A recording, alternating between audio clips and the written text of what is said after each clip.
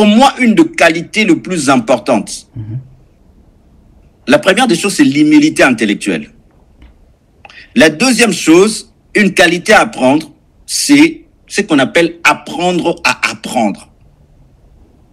Un peu garder cette humilité intellectuelle ou de comprendre et après de switcher. Hein, je veux dire, moi, je fais un peu comme une reconversion. Parce que moi, à la base, comme je l'ai dit, j'ai passé en bureautique, j'ai fait et tout ça, mais je le vois beaucoup, les fondamentaux. Une fois que les fondamentaux, vous savez, plus une maison doit monter haut, plus sa fondation doit aller bien dans le sol.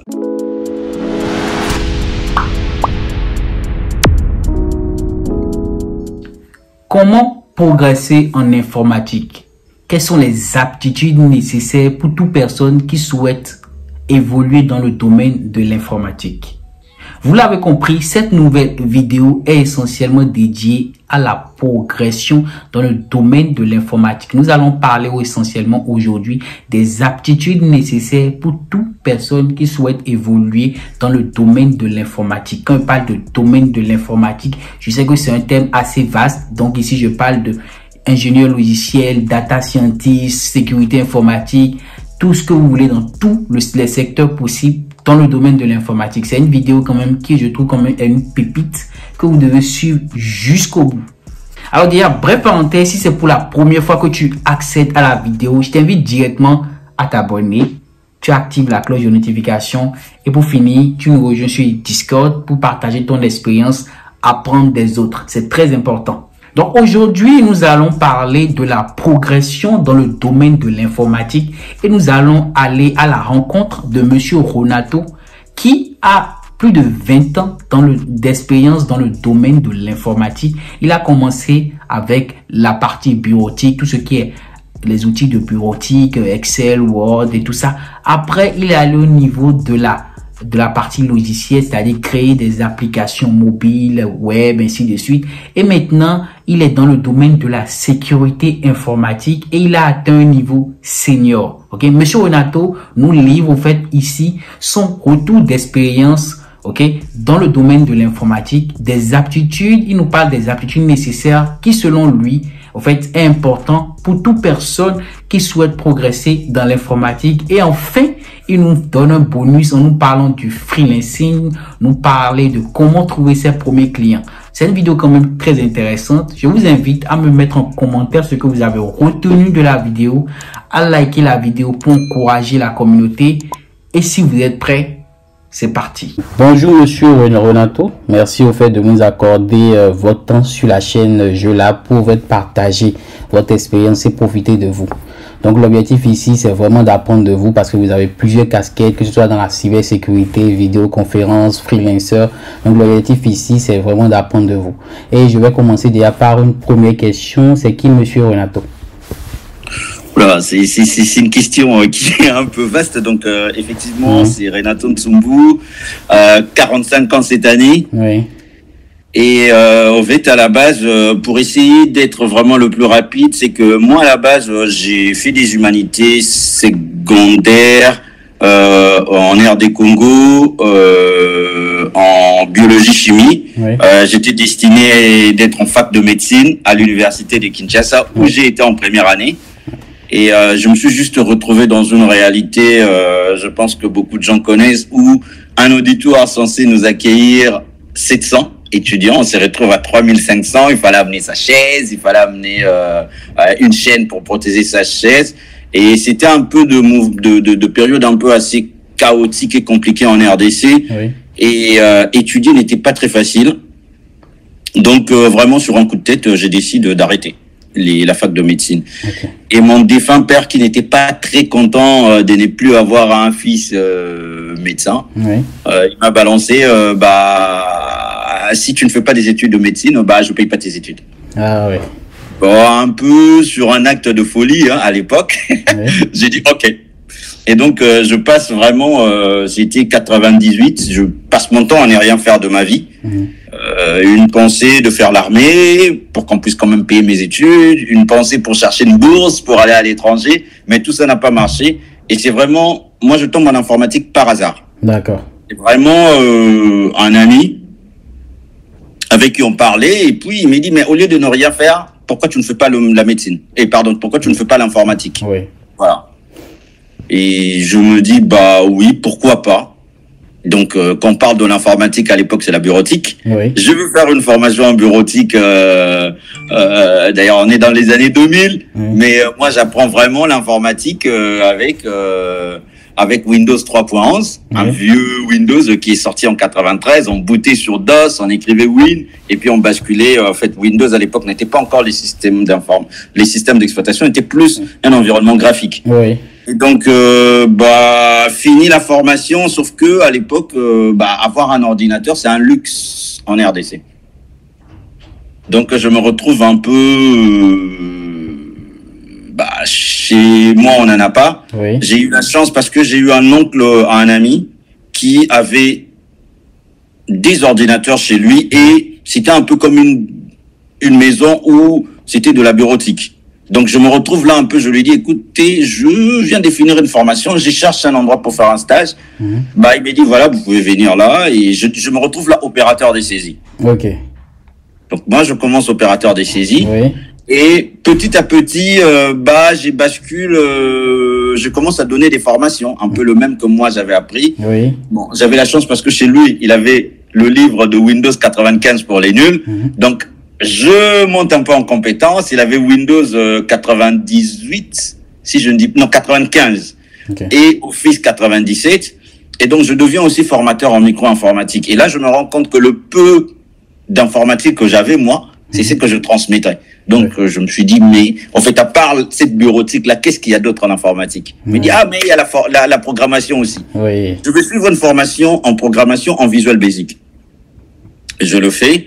Et quelques temps après, en fait, toute cette expérience-là, je n'étais pas rémunéré. Ok. Pour moi, c'était vraiment le plaisir d'être à côté de la machine. C'était vraiment un plaisir. Et rapidement, je me retrouve à travailler encore dans une autre maison où là, j'étais rémunéré et tout. Et après, je me retrouve à travailler dans un cybercafé. Donc voilà, c'était à l'époque des cybercafés. Je pense que tout le monde connaît un peu. Donc moi, j'ai aidé un peu les gens pour leur donner le temps, c'est qu'ils m'ouvraient leur boîte, des choses comme ça. Et il y a mon père un jour qui me dit, mais toi, parce qu'on m'est payé $35 le mois, 35, je me rappelle bien. Et il m'a dit, mais toi finalement, parce que pour le peu d'argent que tu gagnes là, tu ne veux plus étudier. Et je me dis, bon, il n'a peut-être pas tort. Donc, je m'inscris dans une école d'ingénieurs qui s'appelle l'ISIPA à Kinshasa. Donc, je travaillais de 7h30 à 15h30 dans ces cybercafés. Et j'allais étudier en cours du soir l'informatique de gestion. J'étudiais de 16h à 20h le soir.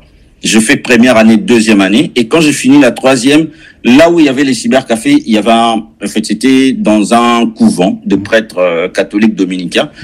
Et c'était à peu près l'année 2003. Et il y a un prêtre qui m'a dit, écoutez, il y a une région au nord-est de la RDC qu'on veut désenclaver avec les nouvelles technologies. Est-ce que ça t'intéresse? Je me suis dit, oui, pourquoi pas.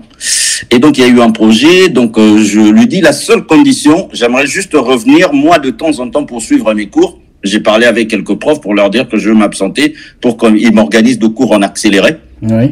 Et tout. Et donc, je me retrouve à aller dans ces coins. Je reviens quand même de temps en temps à Kinshasa pour pouvoir suivre de cours. C'était une expérience qui n'était pas très facile parce que je me retrouve dans ces coins, il n'y a pas de courant, il n'y a pas Internet et il n'y a même pas de téléphone mobile. Donc, c'était vraiment une expérience pas très facile. Mais finalement, 2004, j'ai fini quand même. Et j'avais envie de travailler. J'avais vraiment une envie de travailler. Voilà, il me fallait trouver un emploi parce que, en plus, même, en fait, mes parents ont traversé des moments très difficiles. Ma défunte mère vendait du pain. Et j'ai vraiment hâte de trouver un boulot pour qu'elle arrête ses métiers. Sauf que, tu cherches le boulot, il n'y en a pas.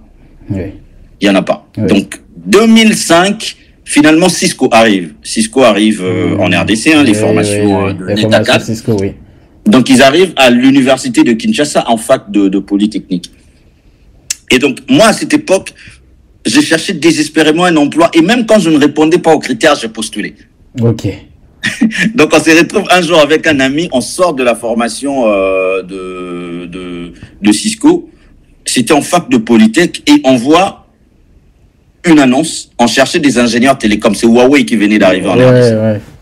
On regarde, on ne répondait à aucun critère. Il ne recherchait même pas je veux dire, c'était même pas le réseau informatique, c'était le réseau GSM. Oui, je vois. Voilà, on répondait à aucun critère. Oui. D'ailleurs, en fait, j'ai mon ami, parce que moi, à force de postuler, j'avais mon CV qui était bien présenté et tout ça. Et donc, mon ami, il a pratiquement copié mon CV. Ben, il avait mis son nom, il avait mis ses trucs. Sauf que lui, on le prend. Moi, on me prend pas. Je vois. Et donc, en fait, finalement, lui, il travaille et tout. Moi, je continue à chercher désespérément. Et voilà. Et cet ami, maintenant, il revient. Parce qu'on l'avait envoyé au Nigeria pour monter un peu en compétence. Il revient. Mais voilà. Et moi, je cherchais tout le temps un emploi. Et un jour, il m'appelle, il me dit, bah voilà, il y a une offre là sur Internet que je viens de voir on est en train de chercher un administrateur de base de données. Parce que moi, quand j'ai fini, oui. J'ai fait l'analyse et la programmation. C'est vrai que j'ai fait des petits boulots par-ci par-là pour développer des applications sur VBA, oui. Sur Access et tout. Et il m'a dit, mais non, mais il y a une offre. Et je veux regarder dans cette offre-là, c'est encore à l'intérieur du pays, même si c'est un autre endroit. Bah, je lui dis, bah, écoute, moi, ça m'intéresse pas beaucoup, hein, parce que j'ai déjà été à l'intérieur du pays et je n'avais vraiment pas l'envie de retourner. Et donc, lui, il m'a dit, mais écoute, de toute manière, rester dans la capitale, t'es au chômage. Ça sert à rien. Et il m'a encouragé. Il a même imprimé mon CV. Oui. Il a mis dans une enveloppe et puis il me donne. Il m'a dit, non, écoute, vas-y. C'est vraiment le genre de truc à contre-cœur ou zéro motivation. Donc, j'ai postule. Et on m'appelle pour un premier entretien. Et on m'appelle pour un deuxième entretien. Et finalement, c'était moi. Ah, okay. En fait, je me fais recruter à la De Beers. La De Beers, société sud-africaine de diamants. Donc, le numéro mondial de diamants. Ils voulaient ouvrir une mine au Congo. Ouais. Donc, je me retrouve comme ça, à retrouver chez eux. Et la rémunération, elle était quand même conséquente. Ça. Je me rappelle, je devais avoir à peu près $1 800 à l'époque. Ah, ouais. C'était énorme. Donc, ça a complètement changé ma vie. Je me retrouve à l'intérieur du pays. Mais je ne m'occupe pas que de la base des données. Je m'occupe de tout l'IT. Là. Okay. Et c'est là, finalement, je tombe complètement amoureux du réseau informatique, de système et tout. Et donc, je travaille 2 ans chez eux, mais c'est là aussi je me rends compte que je n'avais vraiment pas le niveau qu'il fallait. Ok. Je n'avais pas le niveau qu'il fallait. Ouais. Voilà. Pour moi, je me suis dit, en tout cas, en fait, j'avais encore vraiment beaucoup à apprendre. Et à l'époque, Supinfo, dans tout ce qui était réseau, Microsoft, Cisco et tout, c'était un peu le leader et tout ça. Et donc, je travaille 2 ans chez De Beers et j'avais mis de l'argent de côté. Et là, je tombe sur l'annonce de Supinfo qui organise un master en système et réseau entre Paris, Londres et Montréal. Donc, c'était très joli déjà et tout. Et donc, voilà. Vraiment, quand je me dis, allez, je prends l'inscription, je pensais même pas qu'ils allaient me prendre. Voilà, on me confirme qu'on m'a pris. Et c'est comme ça qu'en 2008, moi, je débarque en France pour faire mon master entre Paris, Londres et Montréal. Oui. Donc, je débarque en France en 2008. J'ai fait mon master pendant 2 ans. Et j'ai eu beaucoup de chance, alors que je devais soutenir en 2010, en septembre. En juin, avant même d'avoir mon diplôme, j'ai été recruté chez Ingenico. Ingenico, il fabrique les terminaux de paiement et tout. Donc, je me retrouve là, ingénieur système et réseau, à la base. Oui. Et donc, je me retrouve dans un environnement où on faisait tout ce qui était autour des infrastructures. Okay. Donc, quand j'ai dit système réseau, je veux dire Active Directory, la base des données, Exchange, le mail, la téléphonie sur IP, le réseau, la vidéoconférence, la téléphonie sur IP, le firewall, le VPN, IPsec. En fait, je me suis retrouvé vraiment dans un environnement qui était très bien. Oui. Et quelque temps après, la société grandit. On a dit non, vous pouvez pas commencer à tout faire comme ça. Donc, on nous scinde dans 2 équipes. Moi, je vais dans la partie réseau, télécom, sécu et tout ce qui était communication unifiée. Donc, vidéoconférence, messagerie instantanée et la téléphonie sur IP. Et donc, voilà, c'est... et puis 2012, j'apprends que la fibre optique arrive au Congo parce que pendant tout ce temps, l'Internet en RDC était satellitaire. Donc, c'est connecté à Internet, c'était un luxe, non seulement en qualité, mais en coût. C'était très cher. Je me rappelle même, je veux dire, jusqu'en 2008, quand j'ai travaillé à la De Beers, on avait VSAT qui venait d'Angleterre pour 128 kilobits par seconde. On payait $2670 par mois, quoi. Je me rappelle très bien. Et donc, du coup, je me suis dit, comme on va avoir finalement Internet à haut débit. Et pour moi, avec tout ce que j'avais vu en France, je me suis dit, Internet, c'est d'abord un enjeu qui est économique. C'est pas juste pour faire autre chose. Donc, en 2012-2013, je commence un peu à retourner à Kinshasa pour commencer à organiser des conférences, pour essayer un peu d'évangéliser, pour leur dire que voilà, Internet, c'est d'abord un enjeu économique et tout ça. Et je me rends compte qu'en fait, effectivement, les grandes entreprises étrangères, quand ils arrivaient chez nous, ils avaient leur propre service informatique qui les accompagnait, chose que nous, on n'avait pas. Donc, je me suis dit, finalement, je vais créer quand même ma société. Je vais créer ma société pour accompagner justement les entreprises congolaises dans ces transformations numériques-là. Je veux dire, voilà, et tout. Donc, moi, je crée mon entreprise au Congo, mais je garde mon emploi en France. En France, je vois. Voilà, donc, je faisais des allers-retours et tout ça. Et en 2016, finalement, 2015, quand on apprend que finalement, il y aura les élections en RDC, que Kabila a dit que finalement, il y aura les élections, à un moment, je me suis dit, bon, ça va être compliqué de gérer une entreprise à 8000 km. Je veux dire, là, l'occasion m'est donnée pour... je me suis dit, bon, je pense que avec 2015, là, j'ai eu aussi la chance, j'ai eu un premier business. Et je me suis dit, bon, finalement, mon concept, parce que je prenais des vacances, je partais 2 semaines à Kinshasa, j'allais frapper les portes et tout, jusqu'à ce qu'il y a une société qui me donne un premier contrat. Donc, je me suis dit, bon, mon concept est bon. Je loue de locaux, je loue du personnel, et je me dis, comme il y a les élections, on espère que les choses vont changer sur place. Sauf qu'en 2016, moi, je démissionne et tout. Du CDI en France, c'est ça? Ouais, je démissionne en France. Bon, en fait, j'ai démissionné un peu en cascade parce que à la base, comme j'avais un plan d'épargne, j'avais d'abord pris un congé sabbatique. Sauf que je me rends compte que tu peux pas libérer ton PE en congé sabbatique. Donc, je démissionne en cascade parce que il fallait vivre, quoi.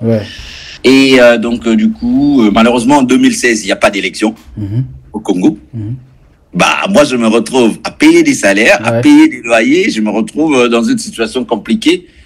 Même 2017, il n'y a rien. Il n'y a pas d'élection. Ah oui. Oui. Donc, du coup, heureusement que je reviens un peu en cascade en France. Je me dis, OK, je me mets à mon compte. Finalement, je deviens auto-entrepreneur d'abord.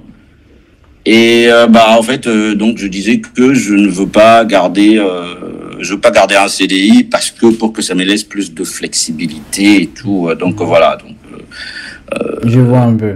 Voilà, donc pour résumer un peu tout, oui, c'est parfait, c'est compris, mais si on résume un peu, c'est quand même, vous avez eu beaucoup d'expérience, vous avez un peu navigué un peu dans tout, par la programmation, après le Cisco, et ainsi de suite, jusqu'à ce que vous trouvez une école Supinfo qui vous prenne en France. Après, vous avez fait du CDI, vous avez voulu entreprendre dans votre pays, dans votre domaine, et après vous avez lâché le CDI et vous vous êtes confronté à des difficultés. Maintenant, revenir, vous vous êtes mis en freelance, et maintenant, voilà, vous vous êtes mis en freelance comme ça parce que, voilà, vous avez démissionné, c'était quand même une porte de sortie. C'est un peu ça ou pas? Oui, au fait, je veux dire, au départ, pour moi, c'est vrai que, c'est pour ça que moi, j'ai dit aussi à beaucoup des gens qui sont en Afrique de faire très attention quand ils lisent ce qui se passe à l'étranger. En France, on a quand même la chance d'avoir les congés sabbatiques. Tu peux retrouver ton emploi.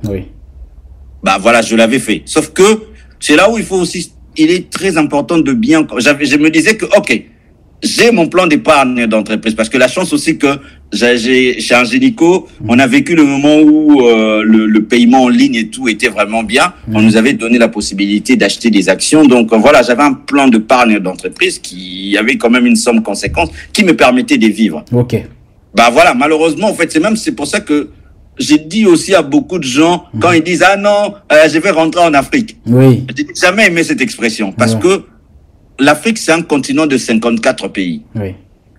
Ce qui se passe à Abidjan n'est pas la même chose qu'à Kinshasa. Ce qui se passe à Kinshasa n'est pas le même qu'à Douala. Ce qui se passe à Douala n'est pas la même chose qu'en Éthiopie, à Kigali, au Sénégal ou de choses comme ça. Donc, il faut faire très attention parce que tout le monde va te miroiter que l'entrepreneuriat, c'est bien et tout. Mais voilà, je dis, il y a des paramètres politiques et tout. Que quand je raconte cette histoire, même, il y a certains qui me disent, mais oui, mais politique, pourquoi? Je dis, bah oui, vous savez très bien que dans nos pays africains, quand la politique, ça ne va pas, l'économie, il a son petit claque. Donc, en fait, voilà, je veux dire, c'est la réalité. Oui, je vois. Non, mais c'est très clair parce que là, ce que vous êtes en train de dire, c'est vous ne vous êtes pas lancé comme ça. Vous avez quand même un plan d'épargne au cas où ça pétait, ou c'est-à-dire, voilà, quand même pour vivre sur un... Mais au moins, je pouvais vivre. Voilà. En fait, moi, là où c'est un peu mal tombé, parce qu'en 2016, il y a mon fils qui naît aussi, ok, ici en France, mon fils naît. Donc, à un moment, c'est pour ça que moi, j'ai dit aux jeunes, quand vous êtes célibataire, vous n'avez pas d'enfant, vous n'avez pas d'engagement, c'est le moment de tenter des choses. Parce que vous avez cette liberté de prendre des choses et tout. Et voilà. Moi, ça m'a... en fait, c'est un peu une histoire personnelle, mais ça m'a pesé. Finalement, c'était super compliqué. Madame, je veux dire, qui est une Française, qui est une Blanche, c'était super compliqué à un moment. Tu choisis entre le Congo ou la famille, quoi. C'est compliqué, voilà. Et on se retrouve vraiment dans un contexte, vous savez, dans nos pays où on vous annonce les élections. Donc en 2016, il devait y avoir les élections, il n'y en a pas. En 2017, il n'y a pas d'élection. Mais en attendant, payer les loyers, payer les personnels, il faut payer les gens. Je veux dire, en fait, l'entrepreneuriat, aujourd'hui, c'est vrai qu'en fait, aujourd'hui, j'ai une entreprise en France. Donc, comme j'ai dit, parce que être freelance, c'est juste que tu travailles à ton compte. OK? Oui. Mais de l'autre côté, il faut un cadre légal. Hein, aujourd'hui, je vois beaucoup de gens, ils disent, oui, solopreneur, freelance, on s'en fout. Ça signifie juste que tu travailles pour toi. OK? Tu travailles à ton compte. Mais tu ne peux pas te permettre juste d'exercer ça comme ça. Il te faut un statut juridique. Donc, dans ces statuts juridiques-là, le plus rapide et le plus simple, c'est auto-entrepreneur. Auto-entrepreneur ne signifie pas que tu travailles pour toi. Auto-entrepreneur, pour rappel, en France, c'est un statut juridique qui est très simplifié, qui peut être rapide, qui peut être le plus adapté. Par exemple, tu es en CDI, tu peux rapidement l'être, l'avoir, et combiner les deux. Les deux, exactement, oui. De manière à ce que, voilà, aujourd'hui, ce qui est bien avec le freelance, c'est que, si tu ne gagnes pas, tu déclares que tu n'as pas gagné. C'est ça. Mais ça peut être bien pour tester son concept. Donc, je vais un peu peut-être donner aussi cette parenthèse. C'est pour ça que c'est lancé, il faut vraiment être clair avec soi-même. Soit c'est pour la liberté, comme moi, j'avais besoin de liberté pour aller me déplacer de temps en temps au Congo. Mais de l'autre côté, soit c'est pour l'argent.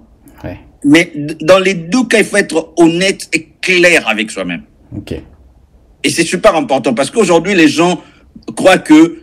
J'ai même déjà écrit une fois sur LinkedIn. Tu travailles à ton compte, mais tu ne travailles pas pour toi. Tu travailleras toujours pour un client. Exactement, Par exemple, pour ma part, moi, quand on m'a recruté chez le numéro 1 mondial de diamants au Congo, je n'étais pas bon. C'était la première fois que je vois certains équipements. C'était la première fois que je vois un firewall. C'était la première fois que je vois un contrôleur de domaine d'Active Directory. C'était la première fois. Donc voilà, je veux dire, finalement, j'ai eu beaucoup de chance parce que je suis tombé dans un environnement où on m'a fait aussi grandir. OK? Sur le plan professionnel d'abord, au-delà du côté technique. Parce que, voilà, le monde professionnel a ses codes. Le monde professionnel a ses réalités. Moi, ça c'est mon expérience à moi.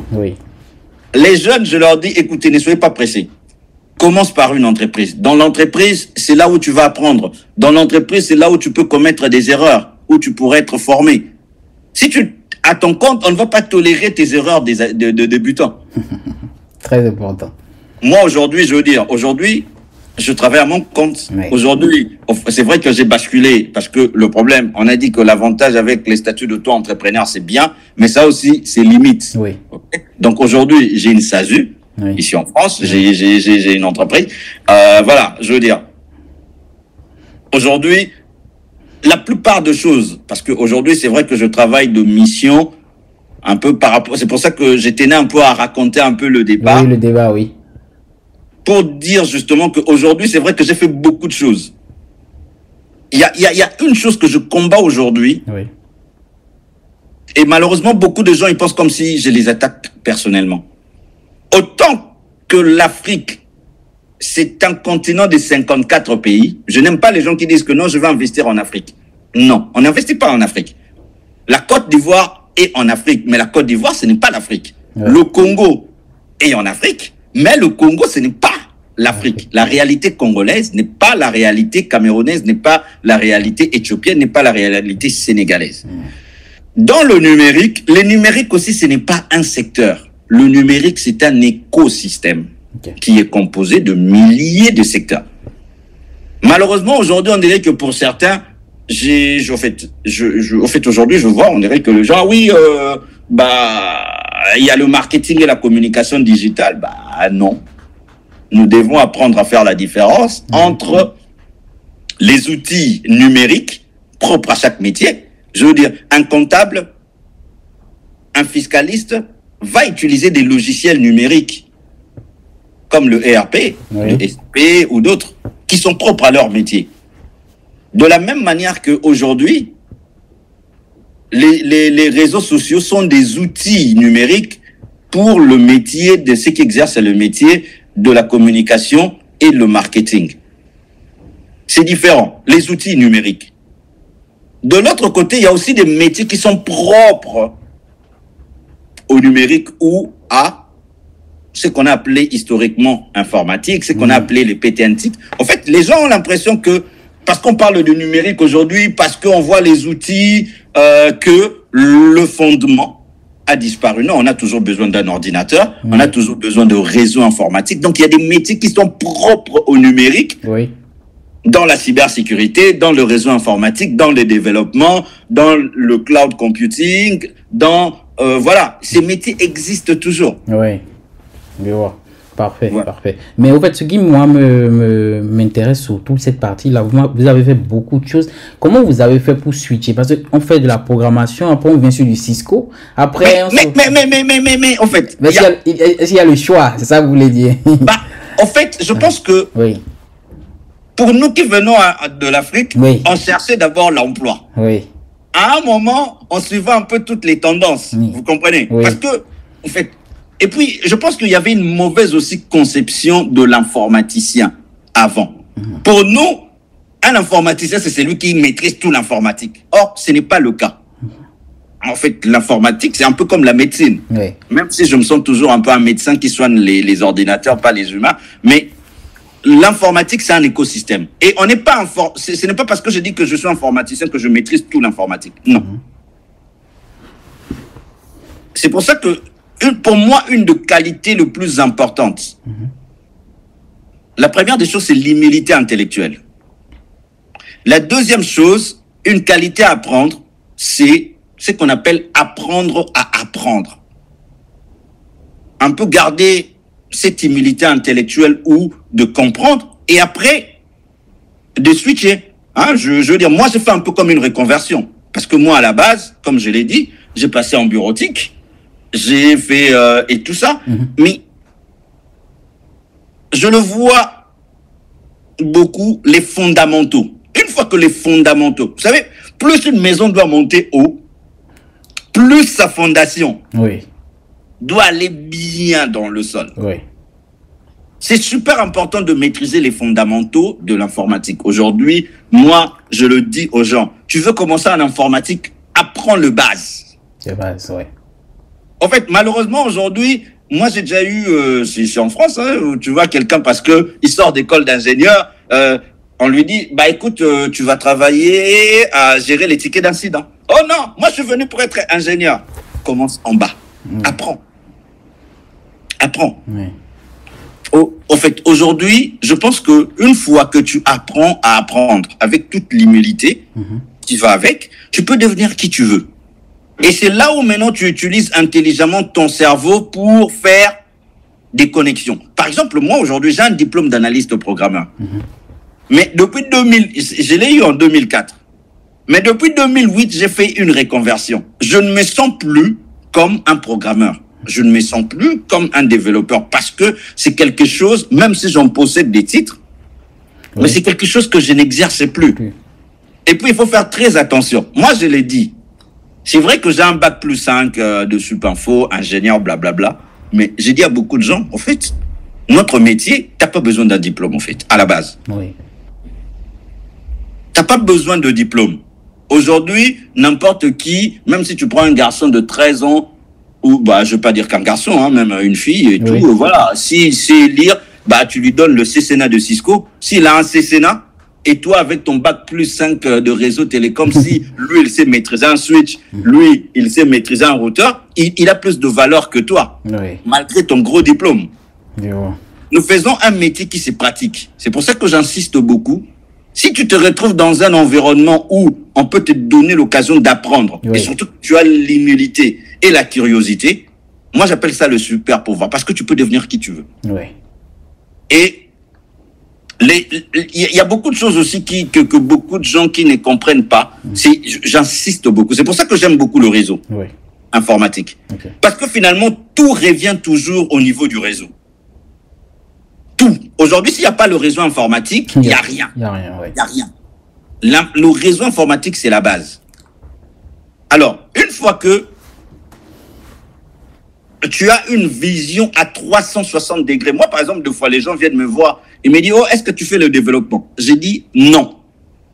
Direct. Je ne veux pas accepter quelque chose que je ne connais pas, que je ne pratique pas. Pour moi, comme je ne pratique plus ces choses-là, oui, je n'ai pas cette honte, pardon, de dire que non, non, non. Moi, ce n'est pas mon domaine. Allez voir tel qui le fait mieux que moi. Oui. Donc, le problème, c'est vrai que j'ai eu énormément de chance d'être dans un environnement où je pouvais voir, j'ai eu un peu à toucher à beaucoup de choses, mais aujourd'hui, je ne touche pas à tout, oui, mais j'ai cette vision. Ce qui me permet aujourd'hui, par exemple, en fait, aujourd'hui, si je peux faire un projet si je veux faire un projet, je veux dire, j'ai déjà travaillé, par exemple, pour la sécurité des emails. Okay. Mais moi, je ne travaille que pour la partie sécurité email. Mais je ne travaille pas forcément sur le serveur de messagerie. Mais dans le serveur de messagerie, il est attaché à Active Directory. Oui. Mais même si moi, je ne veux travailler que dans un petit bout, le fait que j'ai une connaissance de tout ça, on peut bien dialoguer et on peut échanger. Je vois. Voilà. Ouais, parfait. Mais en termes de cybersécurité, donc en général, vous avez combien d'expérience dans le domaine? Je pense qu'on pose aussi ce fait. Vous voyez, le problème aujourd'hui, on pose très mal cette question-là. Okay. En fait, l'expérience ne sert à rien un peu. Okay. L'expérience me sert peut-être que pour me donner de la confiance et tout ça. Parce que je donne des cours aussi dans des écoles d'ingénieurs, que ce soit en France ou même au Congo. Okay. Ça, c'est un truc que je vois tout le temps. Mm-hmm. Quand les gens viennent la première fois prendre la sécurité, mm-hmm, ou apprendre la cybersécurité, oui, c'est la version hollywoodienne de la télé. Je vais pirater le Wi-Fi de mon voisin. Mmh. Je vais récupérer l'adresse Gmail de ma copine. Je vais pirater son Facebook. Oui. Non, nous devons arrêter avec cette version hollywoodienne. Et j'ai l'impression que c'est même ce qui bloque. Quand on parle de la cybersécurité, de manière basique, la cybersécurité, c'est 3 choses. C'est ce qu'on appelle en anglais la triade CIA. Hein, c'est pas la Central Intelligence Agency, mais c'est assurer la confidentialité, le C, l'intégrité, le I, et puis le A, c'est en anglais availability de la donnée. Quand on travaille en cybersécurité, c'est ça. Et autre chose qu'on oublie, c'est que nous, en priorité, c'est la sécurité de l'information. OK? Parce que quand on a une entreprise, dans une entreprise, il y a quoi? Il y a ce qu'on appelle le système d'information. Oui. OK? Oui. Mais qui dit système d'information? C'est vrai qu'aujourd'hui, quand on parle d'un système d'information, c'est forcément numérique. OK? Oui. Mais l'information n'est pas que numérisée. en fait, c'est pour ça que beaucoup de gens, il faut revenir à la base de la chose. On assure l'information, la sécurité de l'information sous toutes ses formes. Tout ça, ouais. Et la cyber, parce que en fait, aujourd'hui, on ne peut pas parler, on n'imagine même pas parler d'un système d'information non numérisé. OK? Oui. On parle de ces concepts-là. C'est pour ça que on ne parle que de la cyber. Mais l'objectif, c'est d'abord d'assurer l'information sous toutes ses formes. Et on parle des cyber parce que, à la base, aujourd'hui, l'information dans une entreprise, elle est forcément numérisée. Donc, malheureusement, ce que les gens ne comprennent pas aussi, c'est que la cybersécurité elle-même aussi, c'est aussi un écosystème. Par exemple, moi aujourd'hui, effectivement, je le dis, moi je peux sécuriser un réseau informatique, ok? Je sais comment sécuriser un réseau. Pourquoi? Parce que d'abord, à la base, je sais comment fonctionne un réseau informatique. Donc, j'en connais les forces et j'en connais les faiblesses et je peux sécuriser. Parfait. Mais, par exemple, moi, je ne fais pas du développement des applications. Je ne fais pas du développement web. Je ne me sens pas très apte techniquement à sécuriser. Mais bien sûr, comme j'ai une vision, je veux dire, un peu agnostique. C'est comme vous savez conduire une voiture, non? Oui. Vous avez un permis? Oui. Ok, voilà, vous savez conduire une voiture.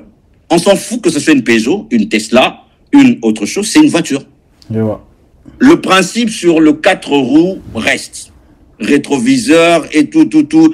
Il y a des choses qui sont des standards d'une voiture qui ne vont pas changer, quelle que soit la marque du véhicule que vous changez. Oui, je vois très bien. Donc, aujourd'hui, je veux dire, travailler aussi en cybersécurité, c'est pour ça qu'en fait, il faut faire très attention quand nous utilisons le terme. Oui. Travailler dans le numérique, c'est un écosystème. D'ailleurs, moi, en fait,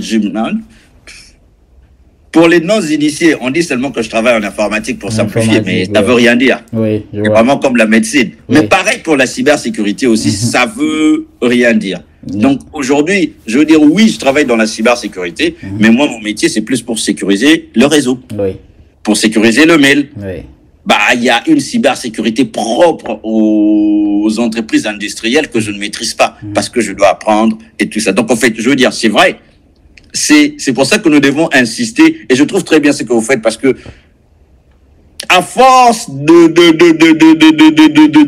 c'est un peu galvanisé. C'est super important de fois de revenir vraiment aux choses fondamentales pour éviter des pièges. Des pièges. Mais bon, moi, comme ça m'intéresse de savoir c'est combien d'années d'expérience. Mais en fait, pour moi, en fait, c'est pour ça que moi, aujourd'hui, je veux dire, je peux dire que toute mon expérience de 20 ans, comme je l'ai dit, c'est depuis 2000. Aujourd'hui, on est en 2023 que j'ai commencé en informatique. Mais tous ces parcours me servent. Oui, ok, d'accord, je vois. Tous ces parcours me servent. Aujourd'hui, en fait, là, par exemple, je suis retourné à l'école. Ah oui. J'ai là, regardez, c'est Epitech. Oui, je vois. Voilà, j'ai fait un MBA à l'Epitech, mais je suis curieux tout le temps d'apprendre pour savoir quelles sont les nouveautés. Je veux dire, voilà, il y a quelques années, on utilisait un firewall pour sécuriser son réseau. Mais aujourd'hui, tel que utiliser un firewall ne suffit plus. Aujourd'hui, maintenant, on parle de firewall next generation. Parce que le firewall avant, je ne sais pas si vous connaissez bien un peu comment fonctionne le réseau, mais avant, le firewall ne fonctionnait que ce qu'on appelle dans les couches du modèle OSI, ne fonctionnait que jusqu'au niveau de la couche 4.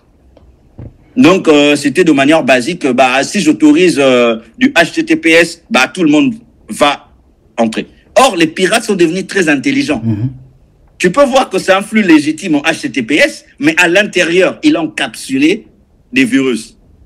Donc, maintenant, on a développé de nouveaux firewalls qui montent jusqu'au niveau de la couche 7. Il peut décrypter ces flux-là, HTTPS. Il peut voir que c'est piraté. Donc aujourd'hui, si je dis par exemple que oui, on a mis un firewall là-bas, moi, je peux avoir l'impression que oui, c'est sécurisé. Mais si je mets un firewall qui n'est pas Next Generation, je peux quand même me faire pirater malgré ça. Vous comprenez? Donc, l'expérience, c'est aussi la curiosité. C'est pour ça que LinkedIn, par exemple, c'est très bien. Oui. LinkedIn, c'est pas juste l'endroit où on vient pour chercher de l'emploi. Oui. C'est aussi où ça nous permet d'être informés. Oui.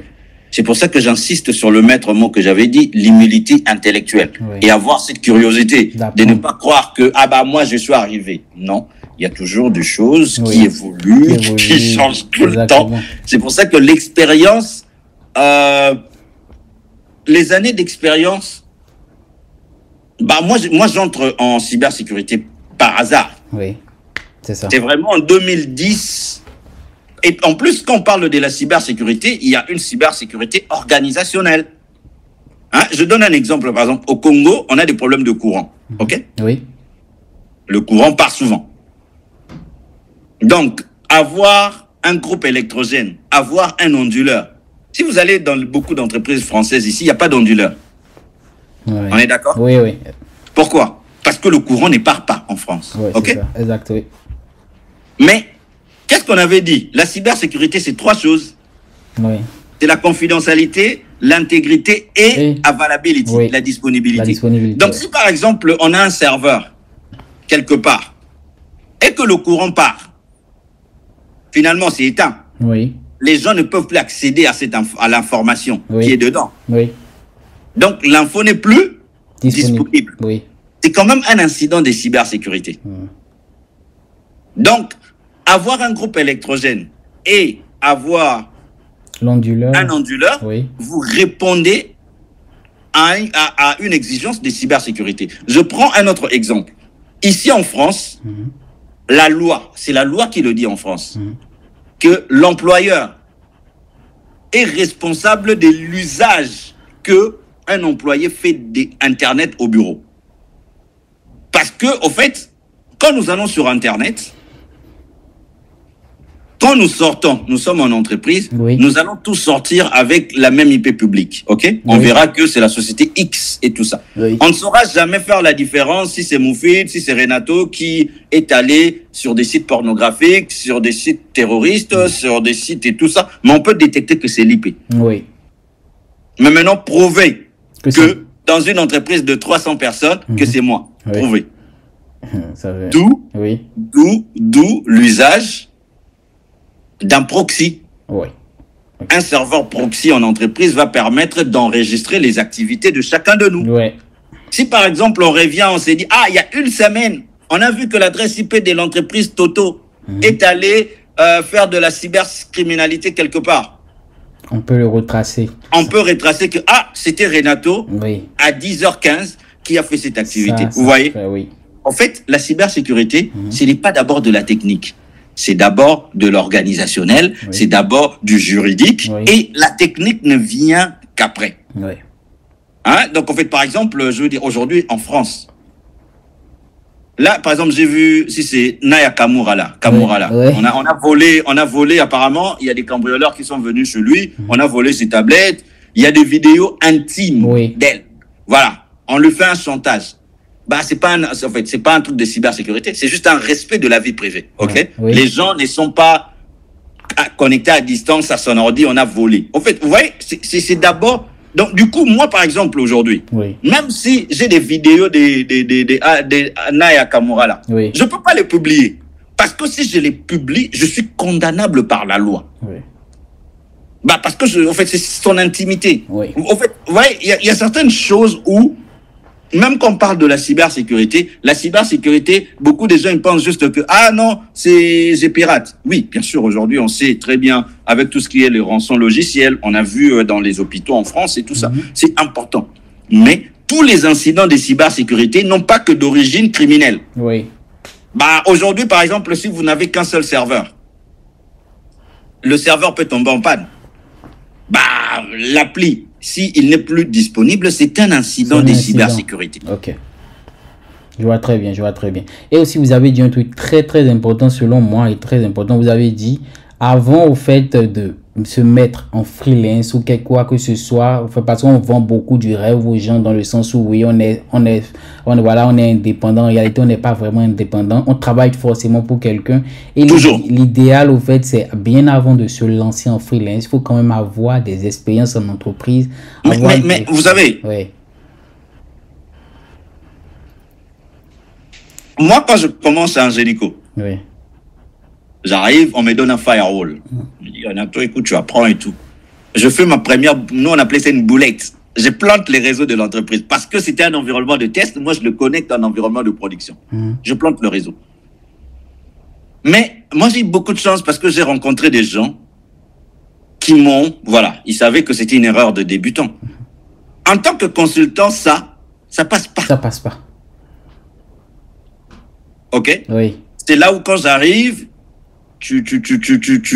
j'apprends, on m'envoie en formation, on a contribué à ma croissance. Moi, j'insiste beaucoup. Après, en fait, les problèmes aujourd'hui, c'est là où justement les réseaux sociaux peuvent être très dangereux. Parce que nous voulons imiter la vie de quelqu'un qui est au chapitre 20 de sa vie. Toi, tu es encore au chapitre 1 ou 2. Tu veux être comme lui. Oui. Non. Ça se fait pas, oui. Moi, aujourd'hui, je le dis. Aujourd'hui, je travaille chez un client.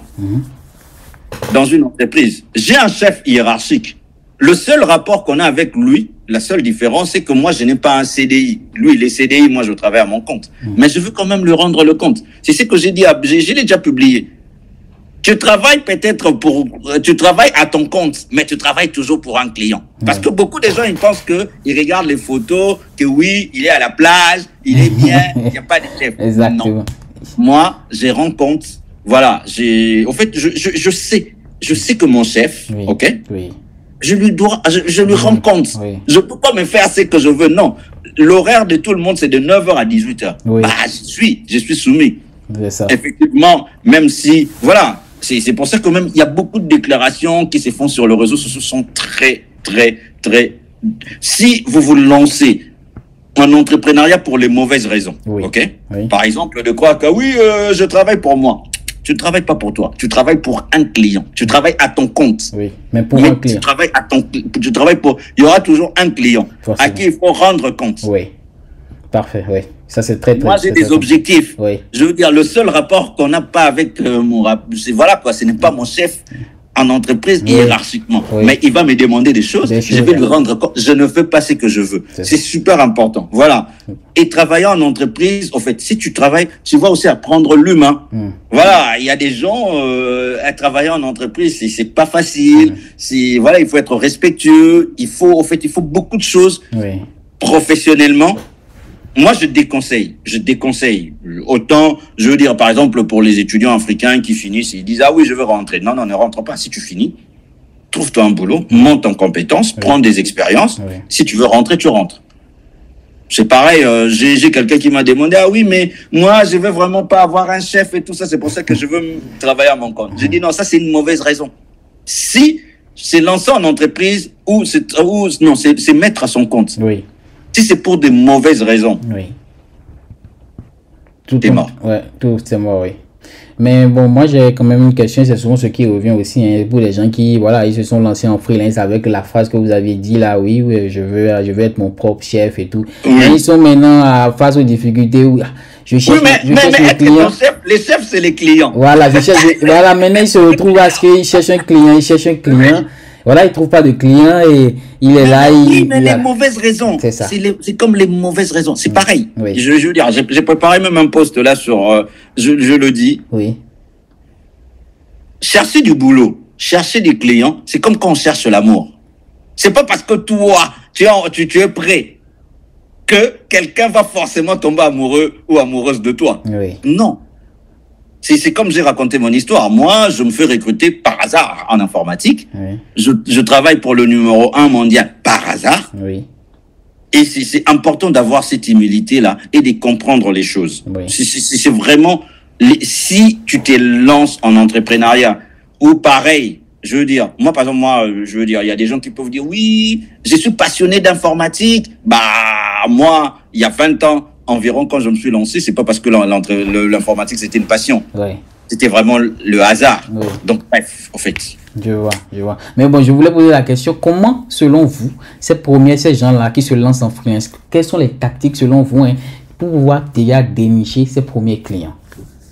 Bon, écoutez, Oui. c'est pour ça que je veux dire une chose, même si beaucoup de gens n'aiment pas. Oui. Moi, la France, je trouve que la France est un vrai paradis pour les entrepreneurs. Oui.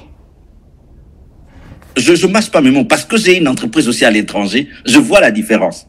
En France, je veux créer ma SASU. Mon entreprise est domiciliée, j'ai pas besoin de bureau. Je vais domicilier mon entreprise ça me coûte 40 € le mois. Moi, j'ai eu la chance, ma banque, je veux la citer, c'est LCL. Parce que moi, quand j'arrive en 2008, LCL nous prête, était en partenariat avec Supinfo, on nous prête 4 000 € à taux zéro en tant qu'étudiant. Donc, je suis là-bas depuis 2008. Ils connaissent mon historique. Ce qui fait que même quand je crée mon entreprise est domiciliée là-bas. Bah, ils me demandent juste mes prévisionnels. J'ai fait mes prévisionnels, j'ai calculé, j'ai estimé que voilà, je veux vendre autant de taux journaliers et tout. On me prête de l'argent. Va essayer ça en Afrique quelque part, une entreprise qui n'existe pas encore, qui n'a encore rien créé. Ok? Oui. En France, c'est possible. Trouver ses clients, je parle bien dans notre domaine. Oui. Il y a plein de sites. Moi, j'ai déjà même trouvé une mission, même la mission que je fais actuellement. Je l'ai trouvée sur LinkedIn. Il y a quelqu'un qui publie que non, on est en train de chercher un ingénieur réseau sécurité, mais en CDI. Moi, je lui dis, est-ce que en freelance, ça t'intéresse? Il me dit, envoie le CV. J'ai eu la mission. Trouver les clients, en fait, le problème, c'est parce que, vous voyez, malheureusement, aujourd'hui, c'est pour ça que j'insiste beaucoup, la réalité sénégalaise, la réalité ivoirienne, la réalité congolaise, la réalité rwandaise, la réalité camerounaise, la réalité française ou aux États-Unis, ce n'est pas pareil. En fait, aujourd'hui, nous, il y a des plateformes où tu trouves des missions. Nous. Aujourd'hui, c'est comme ça, je veux dire. Et puis, moi, en fait, la chance que j'ai eue, c'est que, quand j'étais salarié, en fait, quand on avait besoin d'installer une nouvelle solution, mettre en place quelque chose de nouveau, on faisait venir les prestataires. On se faisait accompagner. Donc, je voyais déjà un peu comment est-ce qu'ils bossaient et tout ça. J'ai posé des questions et tout. Voilà, je veux dire. C'est pour ça que l'environnement dans lequel tu entreprends est important. En RDC, je parlais de là parce que je connais. Malheureusement, les gens n'ont pas la culture de se faire accompagner. Aujourd'hui, on sait qu'en France, quand ils ont un projet, s'ils n'ont pas des compétences en interne, forcément, il faut prendre de freelance. Donc, tu n'as même pas besoin d'expliquer l'importance du freelance. C'est déjà ancré dans les habitudes de gens. Donc, en France, aujourd'hui, voilà, des missions, il y en a plein, que ce soit sur LinkedIn, il y en a. Et il y a des sites, il y a plein de sites. Il y a plein de sites où les missions sont proposées. Je veux dire, c'est pour ça que j'insiste beaucoup. Si tu es en France, je veux dire, moi, dans mon domaine, je regarde, je dis, ça m'intéresse, ça m'intéresse pas, ça m'intéresse. Voilà, je veux dire... Non, mais c'est très intéressant parce que je retiens finalement que ici, à partir du moment où vous avez réellement la connaissance de votre métier, les missions freelance, ça ne manque pas parce qu'il y a du LinkedIn, il y a les Malte, il y a tous ces réseaux-là qui permettent directement à partir du moment où vous avez les... mais oui! En fait, c'est pour ça que le problème aujourd'hui, c'est ne pas être pressé. Moi, en fait, je veux dire, les exigences d'un salarié en termes de compétences. En fait, tu sais, quand tu arrives en tant que salarié, c'est pour ça que je veux insister. Les entreprises, c'est deux choses. Soit on veut vraiment recruter Lionel Messi. On sait que on va pas t'apprendre les basiques du ballon, quoi. On te dit, prends, on sait que tu marques. Et puis, on peut aussi recruter un jeune parce qu'on veut le faire monter en compétence. Exact. Moi, je ne cache pas. Moi, je me fais recruter en 2010 chez un Génico. On m'a donné ma chance. Je n'étais pas le meilleur candidat, mais on m'a donné ma chance. En fait, c'est pour ça que j'ai dit à beaucoup de gens, pour un début, on te pose la question, oh non, dans 5 ans, je veux créer mon compte. Non, pour un début, je veux grandir. Ok? Tu travailles quelque part où on te fait grandir. Tu apprends. Je veux dire, aujourd'hui, il ne faut pas être pressé parce que, en fait, moi, je ne cache pas. Quand j'arrive chez un Génico, je veux dire, un jour, tu arrives comme ça en hiver. Le data center de l'entreprise est planté. Tu as tous les patrons qui arrivent là. Ils ne reçoivent pas leur BlackBerry. Ils sont là. En hiver, j'ai transpiré. En fait, il fait froid. Mais une sueur qui te descend comme ça. Ouais, je vois. Voilà, je veux dire, Oui. tu peux fuir, quoi. Tu Ouais, peux je fuir. vois, je Mais finalement, toutes ces expériences-là, voilà. Ça vous a permis de grandir. Bah, ça forme le caractère. C'est ça. Je veux dire, en fait, aujourd'hui, aujourd'hui, je travaille à mon compte et tout. Voilà, je veux dire, quand tu arrives quelque part, on sait que c'est toi l'expert. Oui. C'est parfait, c'est parfait. C'est très- Exactement. Oui. Voilà. Donc, nous sommes déjà à la fin de l'interview et je vais vous laisser le micro pour que vous puissiez donner au fait, des conseils à tous ces jeunes-là qui, voilà, avec votre parcours, vont vous faire vouloir au fait, évoluer progressivement dans l'informatique, atteindre votre niveau dans le sens où voilà, vous êtes entrepreneur, vous travaillez pour votre propre compte, vous avez vos propres clients et vous avez votre propre manière de voir au fait, voilà, ce qu'on appelle l'expérience. Quel conseil vous va donner à tous ces jeunes-là qui vont voir cette vidéo? Oui. Bah, je pense que les quelques conseils, j'ai dit Oui, oui, l'humilité oui. intellectuelle, hein, parce que aujourd'hui, un des problèmes qu'on a, les spécialistes du marketing et de la communication digitale qui se prennent pour des experts du numérique, c'est super dangereux. Ouais. Le numérique, c'est un écosystème. Et je trouve par exemple que des échanges comme ça, c'est super important parce que je ne suis pas en train de dire que ceux qui font le marketing ou la communication digitale, c'est du sous-numérique. Non. On doit juste, en fait, je veux dire, c'est comme des médecins. Ouais. Si tu es pédiatre, si tu es cardiologue, mais au moins, sache que ton domaine est là. Ça, c'est de un. J'ai dit cette curiosité, l'envie d'apprendre. Oui. Dans notre métier, je répète encore, en soi, le diplôme ne sert à rien. Ouais. En soi. Parce que moi, regardez, moi aujourd'hui, si j'ai envie de passer un examen Cisco, je vais acheter mon livre sur j'achète mon livre sur Amazon, Oui. ok? Oui. Je vais acheter du matériel de test sur le Bon Coin, je prépare mes examens moi-même, j'apprends. Le jour où je suis prêt, je paye ma certification, je le passe. Oui. Parce que de l'autre côté, si je dois suivre une formation pendant 5 jours, ça va me coûter 3 000 €. Oui. Et en même temps, je sors de l'argent, mais je ne veux pas aussi en gagner. C'est ça. Pourquoi? Parce que j'ai appris à apprendre. Parce que j'ai fait asseoir les bases. Je vois. Troisième chose, Oui. l'anglais. Parfait. L'anglais. Les livres ici, les examens de Cisco, n'existent qu'en anglais. Donc, moi, par exemple, je veux dire, j'ai travaillé pour une société sud-africaine de diamants. Si je n'avais pas le minimum d'anglais, je n'allais pas passer. Ouais. Même aujourd'hui, je travaille pour des entreprises françaises, même quand je travaille pour Ingenico. Ingenico, c'est une entreprise française, mais il avait des sites en Amérique du Nord, en Amérique du Sud, en Asie-Pacifique, même ici en Europe, mais en Turquie, dans des pays où on parle anglais. L'anglais, c'est un avantage concurrentiel. Quel que soit le métier que tu veux faire, l'anglais. Parfait. Pas les complexes parce que, ah oui, l'anglais, ça dépasse les Français. Non, non, non. Je veux dire, aujourd'hui, effectivement, l'anglais, il n'y a pas de débat. Par contre, tu ne peux pas passer des certifs sans l'anglais. Ouais. Nous, on a eu beaucoup de chance quand on a travaillé, quand on a étudié chez Supinfo. Oui. Moi, mon mémoire, je l'ai écrit en anglais. Hein. Et il fallait passer le TOEIC. J'ai échoué la première fois au TOEIC. Donc aujourd'hui, moi, l'anglais, par exemple, là, voilà, je travaille dans une mission, c'est une entreprise française qui a été rachetée par un fonds de pension américain. Non, par une entreprise américaine, pardon. Oui. Bah, on fait une intégration dans leur réseau. Sans l'anglais, je suis mort, hein. Ouais. Mais tu te retrouves en réunion avec des Américains où, voilà, tu comprends pas deux fois, mais tu poses des questions. Can you repeat? Can you explain? En fait, voilà, tu communiques, ils te posent des questions, tu envoies l'anglais. Surtout dans notre métier en informatique, l'anglais, c'est un must. Ouais. Parfait. Et autre chose, Oui. oui. Je veux dire, on est quand même, nous, je veux dire, je veux pas renier ma couleur de peau, on est noir, on vit en France. Oui. Il faut arrêter la victimisation. Moi, j'ai toujours travaillé dans des environnements pratiquement où, des fois, tu es les seuls noirs. Ok?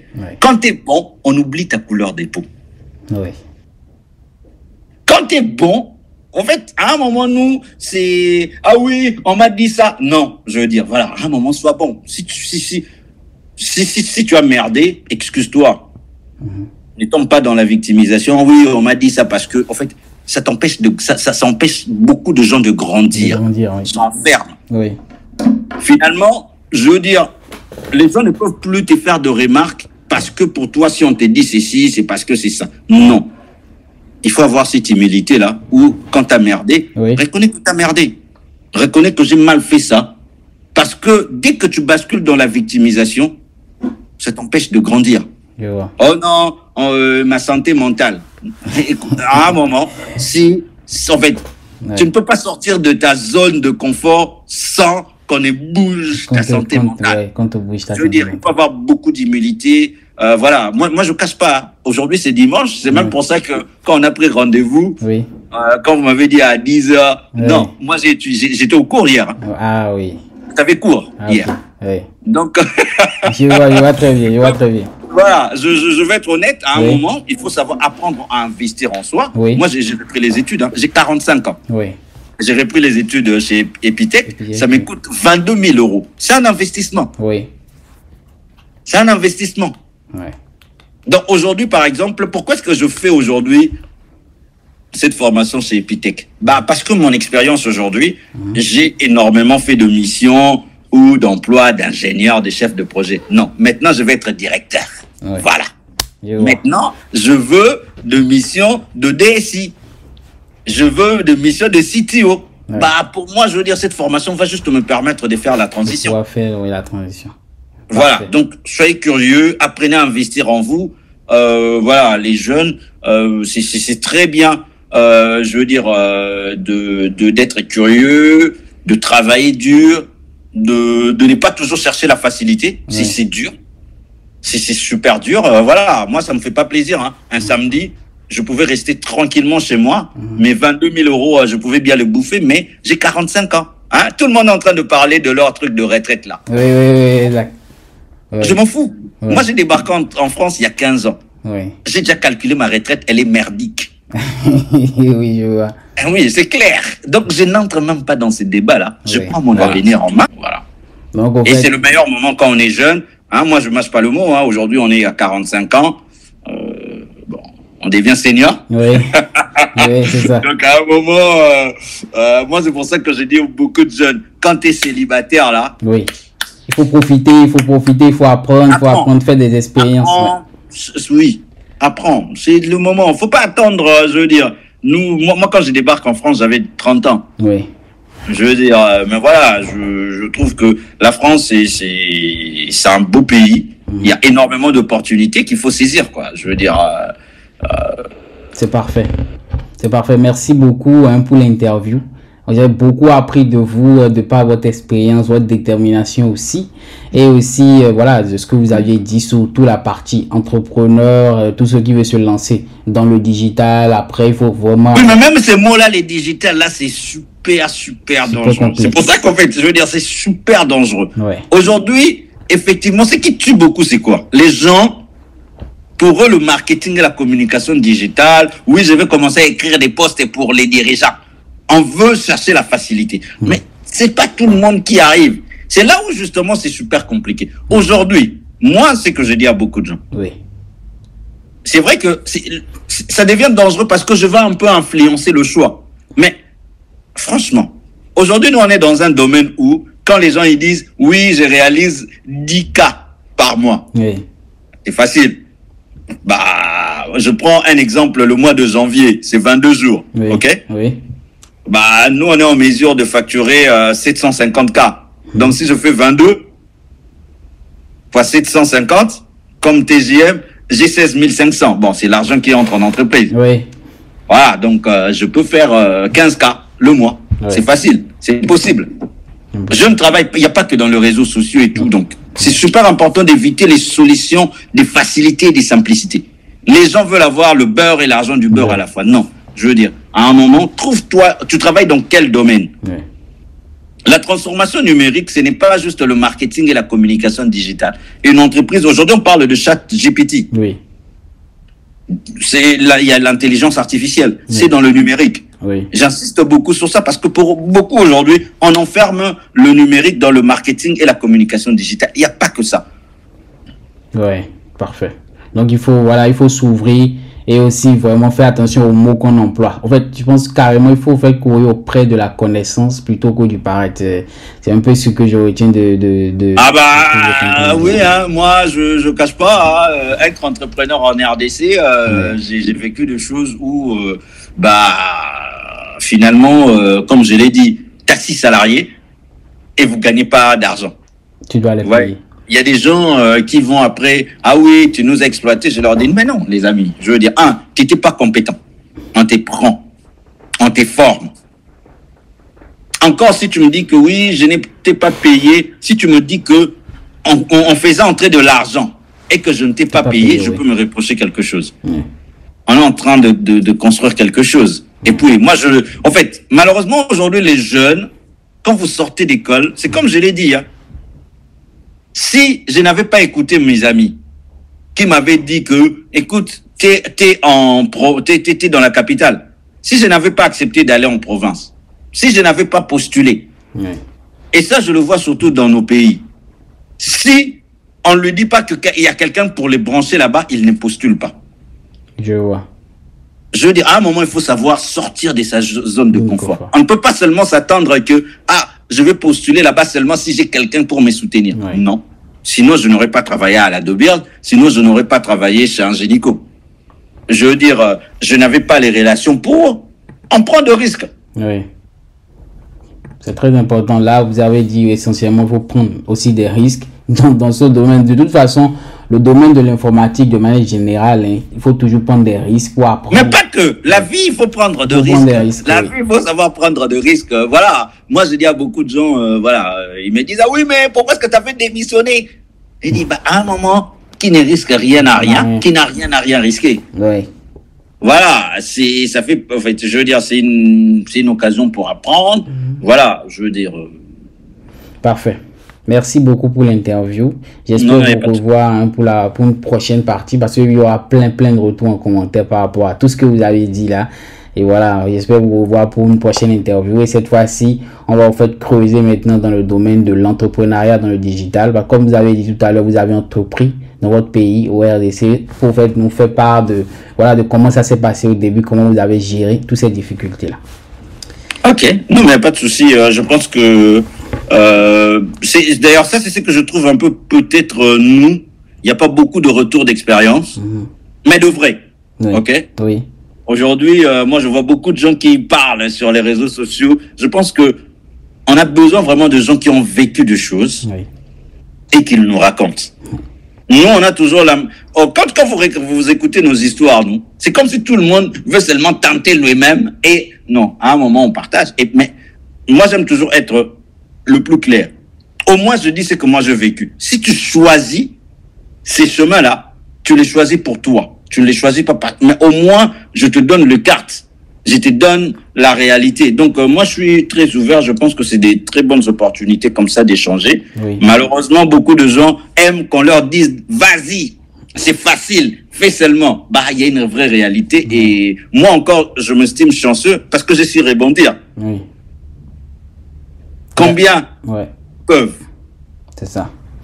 Merci, à la prochaine. Merci beaucoup. Merci. Alors, c'est la fin de la vidéo. Donc, moi, essentiellement, ce que je retiens ici dans tout ce qui a été dit, c'est essentiellement apprendre à apprendre. Parce qu'on ne nous le dit pas souvent, mais il faut vraiment apprendre à apprendre. Parce que c'est une compétence qu'il faut avoir. L'humilité et le fait d'apprendre à apprendre. Parce que quand tu sais apprendre, tu vas plus vite. N'importe quelle technologie, que ce soit dans le domaine de la programmation informatique, de la sécurité, de la data, une fois que tu as cette notion-là d'apprendre à apprendre, c'est-à-dire tu sais apprendre, tu peux rapidement exceller dans n'importe quel domaine. N'hésite pas à me dire ce que tu as pensé de la vidéo et ne pars pas de suite. Je te présente une nouvelle vidéo ici. On parle essentiellement du freelancing, des différents sites nécessaires que tu dois connaître en 2023 pour te lancer en freelancing. Ce mois de février est essentiellement dédié au freelancing. Nous allons parler de freelancing. Donc, reste câblé et on se dit à la prochaine vidéo. Peace.